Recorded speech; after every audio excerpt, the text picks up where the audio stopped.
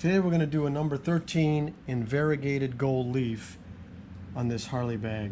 So I sketched out, the guy wanted Gothic lettering, Gothic numbers I should say, so I sketched out a little Gothic 13 on this. I'm going to do the variegated gold leaf, then I'm going to outline it in maroon, kind of like he's done this before. So, okay.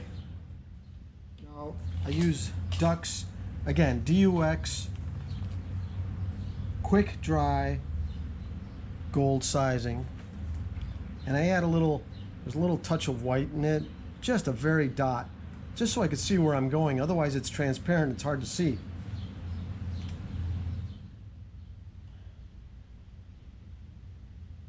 Now, I'm not sure, hopefully you can see this, but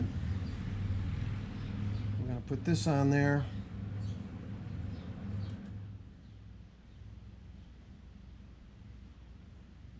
Now, the variegated leaf is a lot more forgiving than the 23 karat gold.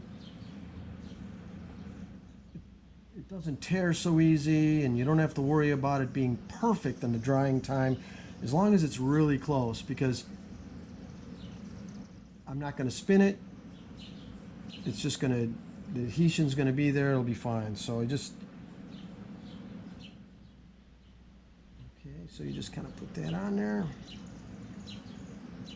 I'm using about a mixture of a gray-black brush, bristle, about a number, well, it used to be a number 7 or 8, Luco, L-U-C-O brush. I like the Lucos, the Langnickels, the French Masters, they're all good.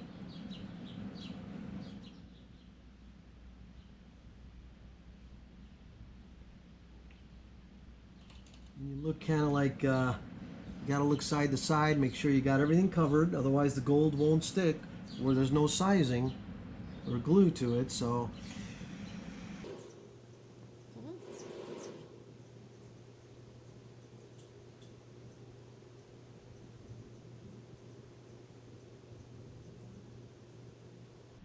it's going to be outlined, so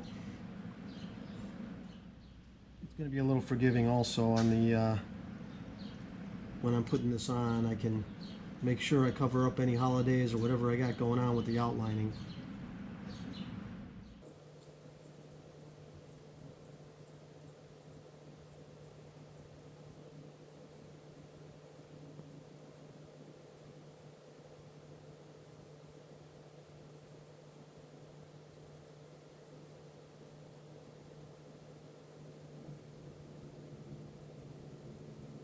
Okay, now we wait, let that set up for about maybe 20 minutes. Take the back of my knuckle, and it's got to drag real good, almost like a squeak out of it.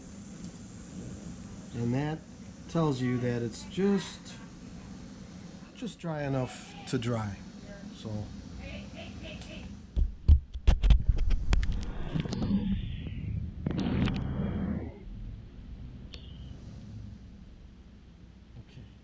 two types. This is a red variegated leaf I'm going to use. That's this on here. If you can see it, it's basically just got anodizing in it and different coppers and gold, and it's got a red tint to it, and it's really nice. And this is the 23 karat leaf. This is where I get it from. Rung and Bill Meyer Company, and out of Chicago. They've been around for over 100 years. And this is the XXX 23 karat leaf, patented. And you can see the difference. It's just really nice, but it's really delicate. So we're using the red variegated. Now they have blue variegated, they have green variegated, they have a bunch of different colors. This one we're just having to use now. Take it the same way and just lay it on. It's kind of humid today for me, so my hands are sticky. I don't like that, but it's all I got to work with. So I'm going to take one, and do the second one. Try to have no wind if you can.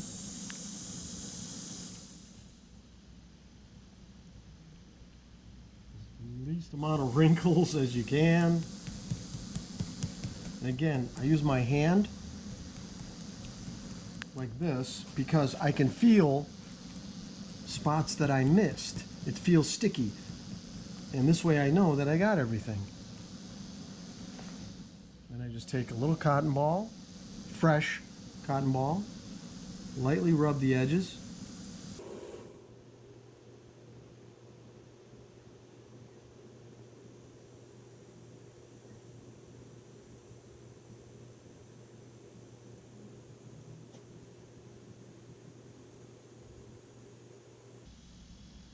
Go over it very lightly. You don't want to score it or make any more damage to it, at least not till you clear it. There you go.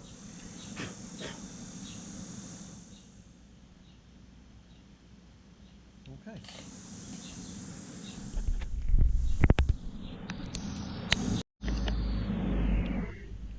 Okay.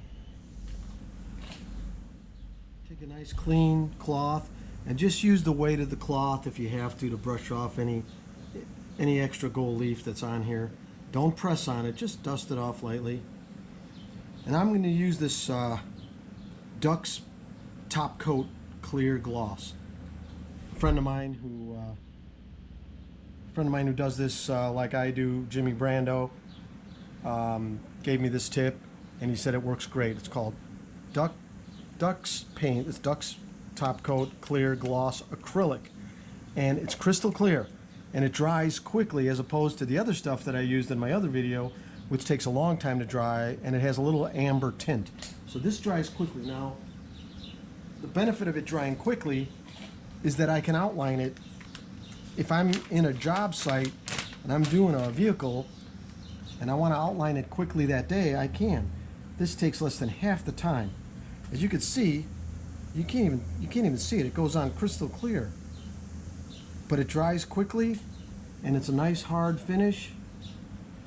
Now what I'll do with this after I outline it and it dries, I will give this another coat of this clear to really make it durable and to make it shine good. Because the first coat, I've used this a few times already, and it seems to slightly kind of suck into the gold where it dulls it down a little bit. The second coat makes it nice and glossy. And again, look to the side as you're doing it to make sure you cover all the spots.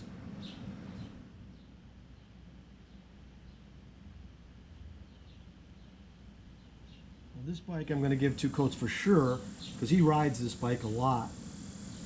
And I want to make sure that it's going to be durable in the rain and then when he washes it. I'll actually be doing more on this bike in a future video, but I don't have the time for it right now, so we're doing it in stages. So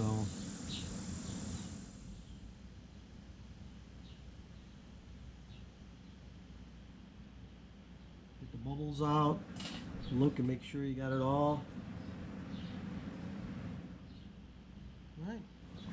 Now give that a few minutes to dry. Okay, it's been about, honestly, 15-20 minutes, and I can rub my finger on this and it's pretty dry. I mean, it's dry enough where I can outline it right now. And then I'm going to outline it in maroon Ronin one stroke lettering enamels. I like the Ronin products. I've used them for about 15 or 20 years, and they're really a nice product that works well. But I'm using the maroon straight out of the can. I just thin it out with a little mineral spirits, and we're just going to outline it.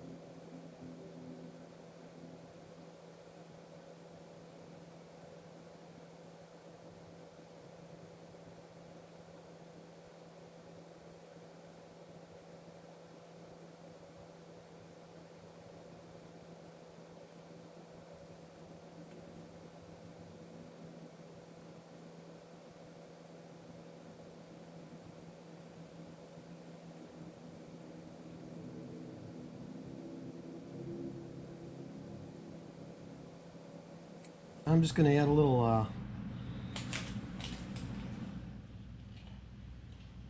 hot spots on the corners, and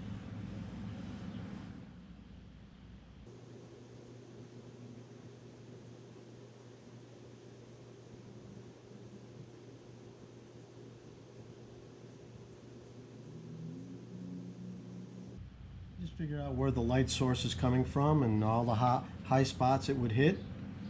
Oh, maybe be one here.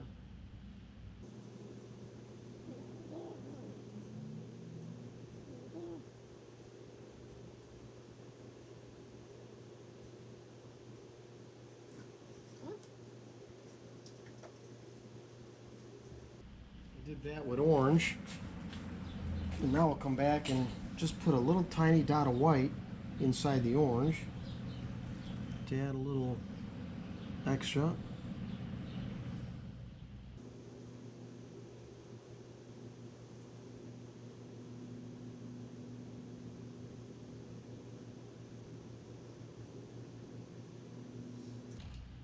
There you go.